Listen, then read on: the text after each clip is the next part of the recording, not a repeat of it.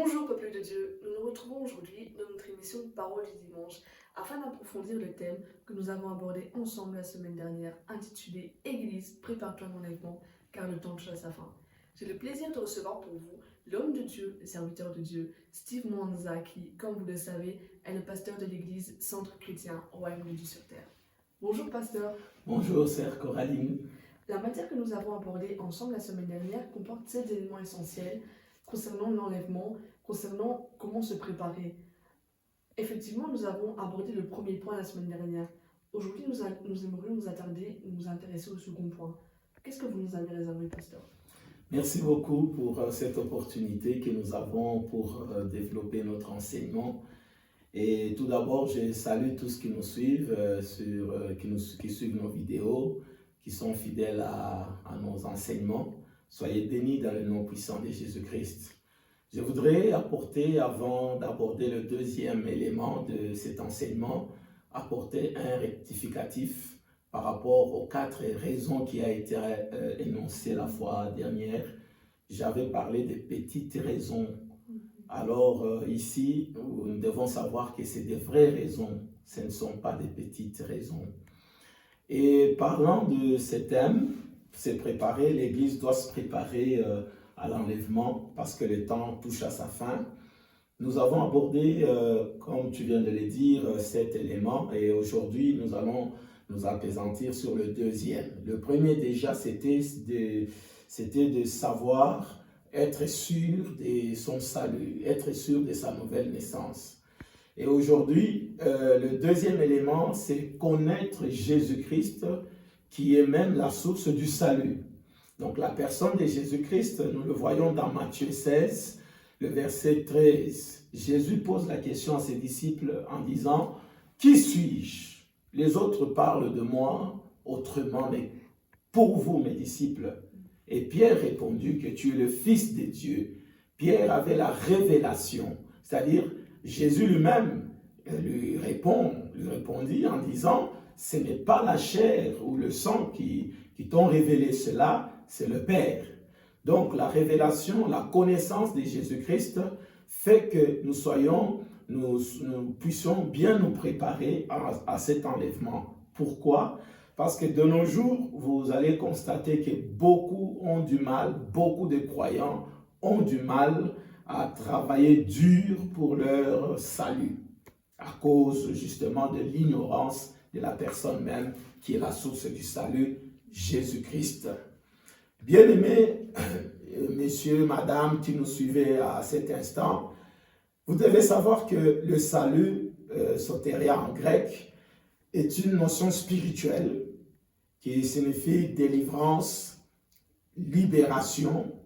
Et les croyants qui possèdent le salut se trouvent donc ainsi libérés, délivrés du péché.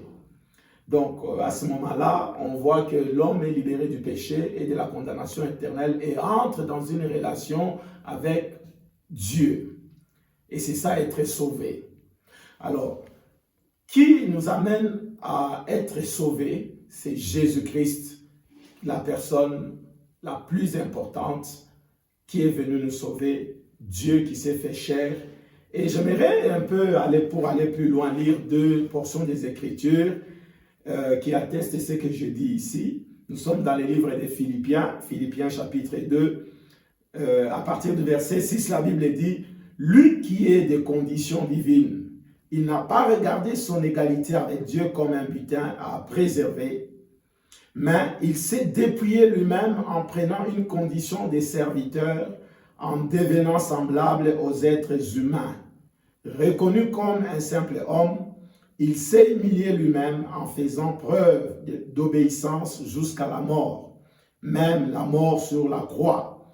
C'est aussi pourquoi Dieu l'a élevé à la plus haute place et lui a donné le nom qui est au-dessus de tout nom, afin qu'au nom de Jésus, chacun plie le genou dans le ciel, sur la terre et sous la terre, et que toute langue reconnaisse que Jésus-Christ est le Seigneur, à la gloire de Dieu le Père. Donc nous devons savoir que Jésus-Christ est Dieu. Jésus-Christ est venu nous sauver est venu nous libérer, Dieu qui s'est humilié, qui est venu mourir à notre place, nous qui étions pécheurs, afin que nous, en croyant en son nom, nous soyons sauvés.